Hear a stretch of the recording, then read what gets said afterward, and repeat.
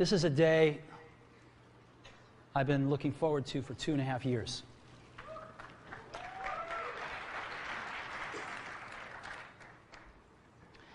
Every once in a while, a revolutionary product comes along that changes everything.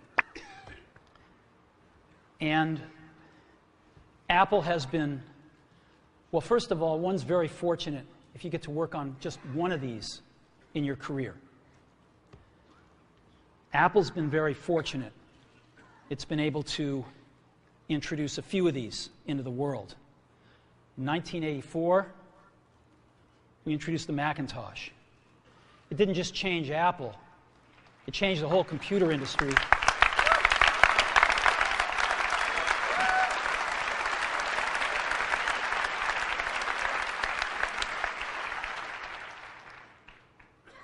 In 2001, we introduced the first iPod.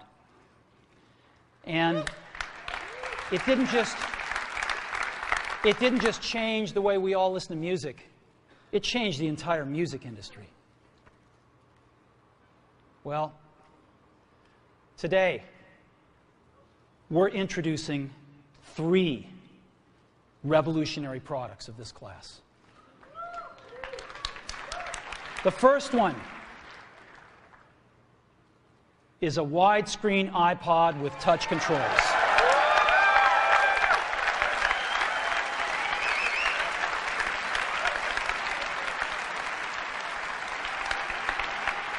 The second is a revolutionary mobile phone.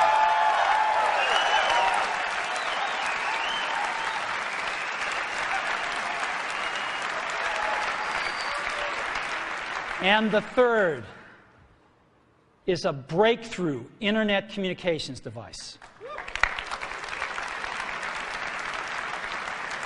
So, 3 things. A widescreen iPod with touch controls, a revolutionary mobile phone, and a breakthrough internet communications device. An iPod, a phone, and an internet communicator. An iPod, a phone. Are you getting it? These are not 3 separate devices. This is one device. And we are calling it iPhone. Today, Apple is going to reinvent the phone. And here it is.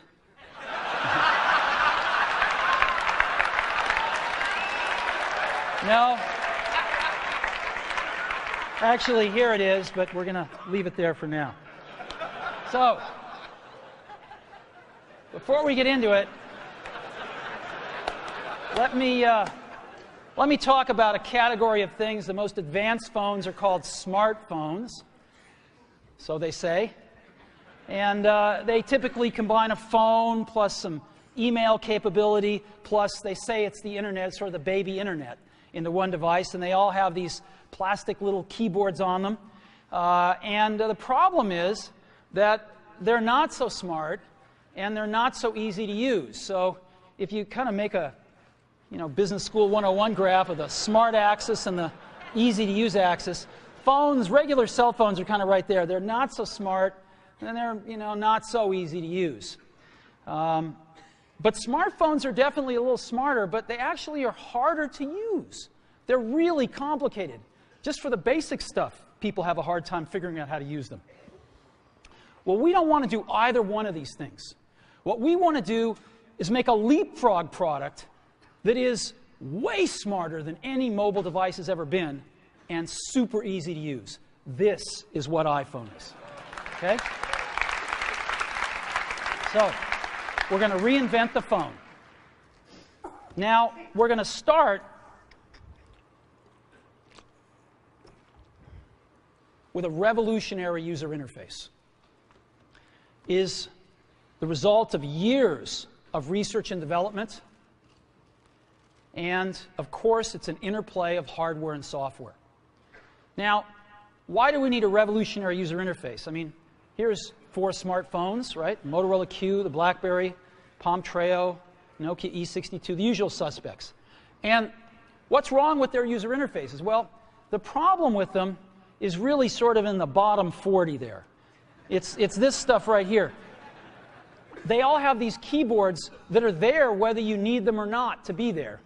And they all have these control buttons that are fixed in plastic and are the same for every application. Well, every application wants a slightly different user interface, a slightly optimized set of buttons just for it. And what happens if you think of a great idea 6 months from now? You can't run around and add a button to these things. They're already shipped. So what do? It doesn't work because the buttons and the controls can't change. They can't change for each application, and they can't change down the road if you think of another great idea you want to add to this product. Well, how do you solve this? It turns out we have solved it. We solved it in computers 20 years ago. We solved it with a bitmap screen that could display anything we want, put any user interface up, and a pointing device. We solved it with the mouse, right? We solved this problem. So how are we going to take this to a mobile device? Well, what we're going to do is get rid of all these buttons and just make a giant screen. A giant screen. Now, how are we going to communicate this? We don't want to carry around a mouse, right? So what are we going to do? Oh, a stylus, right? We're going to use a stylus. No. No. Who wants a stylus? You have to get them and put them away and you lose them. Yuck.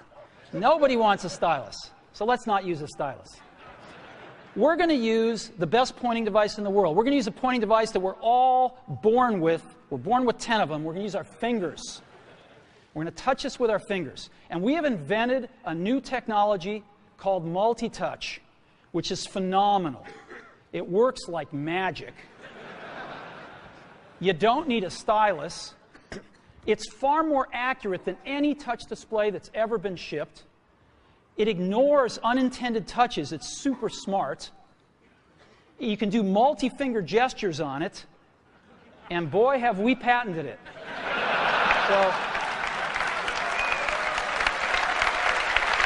So, we've been very lucky to have brought a few revolutionary user interfaces to the market in our time. First was the mouse.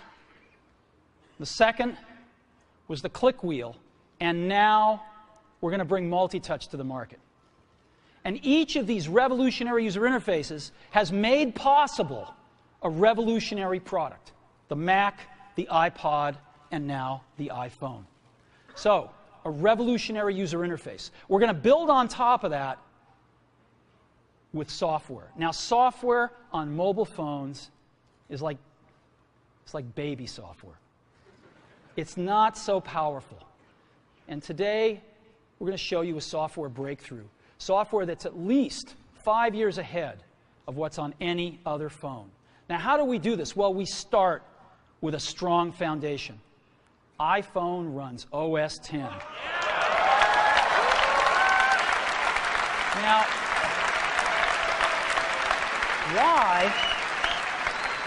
why would we want to run such a sophisticated operating system on a mobile device? Well, because it's got everything we need. It's got multitasking. It's got the best networking. It already knows how to power manage. We've been doing this on mobile computers for years. It's got awesome security. And to write apps, it's got everything from Cocoa and the graphics, and it's got core animation built in, and it's got the audio and video that OS X is famous for. It's got all the stuff we want, and it's built right in to iPhone. And that has let us create desktop-class applications and networking, right?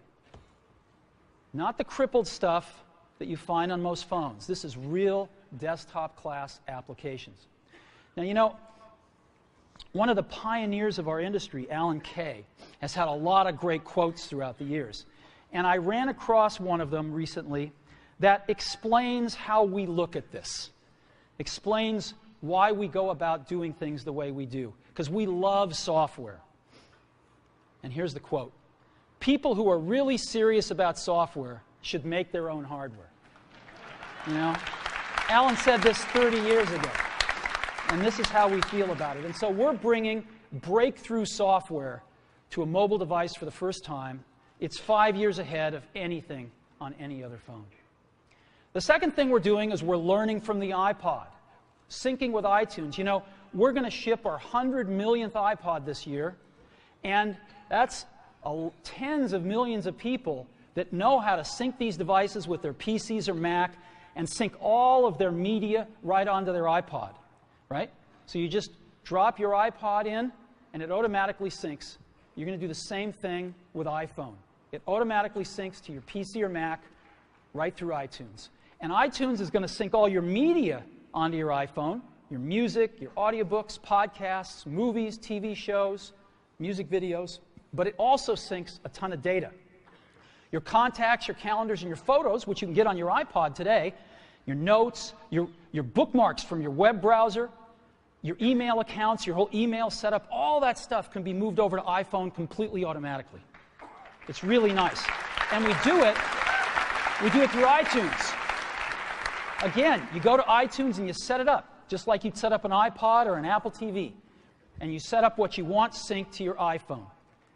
And it's just like an iPod. Charge and sync.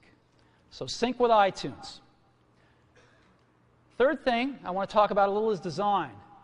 We've designed something wonderful for your hand. Just wonderful. And this is what it looks like. It's got a 3.5-inch screen on it. It's really big. And it's the highest resolution screen we've ever shipped. It's 160 pixels per inch. Highest we've ever shipped. It's gorgeous. And on the front, there's only one button down there. We call it the home button. It takes you home from wherever you are. And that's it. Let's take a look at the side. It's really thin. It's thinner than any smartphone out there at 11.6 millimeters. Thinner than the Q, thinner than the Blackjack, thinner than all of them. It's really nice. And we got some controls on the side. We got a little switch for ring and silent. We've got a volume up and down control. Let's look at the back. On the back, the biggest thing of note is we got a 2-megapixel camera built right in. The other side, and we're back on the front. So let's take a look at the top now. We've got a headset jack, 3.5 millimeter. All your iPod headphones fit right in. We've got a little tray for your SIM card. And we've got one switch for sleep and wake. Just push it to go to sleep, push it to wake up. Let's take a look at the bottom. We've got a speaker, we've got a microphone, and we've got our 30-pin iPod connector. So that's the bottom. Now, we've also got some stuff you can't see. We've got 3 really advanced sensors built into this phone. The first one is a proximity sensor. It senses when physical objects get close. So when you bring iPhone up to your ear to take a phone call, it turns off the display and it turns off the touch sensor instantly. Well, why do you want to do that? Well, 1, to save battery, but 2, so you don't get spurious inputs from your face into the touch screen. Just automatically turns them off, take it away, boom, it's back on. So it's got a proximity sensor built in. It's got an ambient light sensor as well. We sense the ambient lighting conditions and adjust the brightness of the display to match the ambient lighting conditions. Again, better user experience, saves power. And the third thing we've got is an accelerometer, so that we can tell when you switch from portrait to landscape.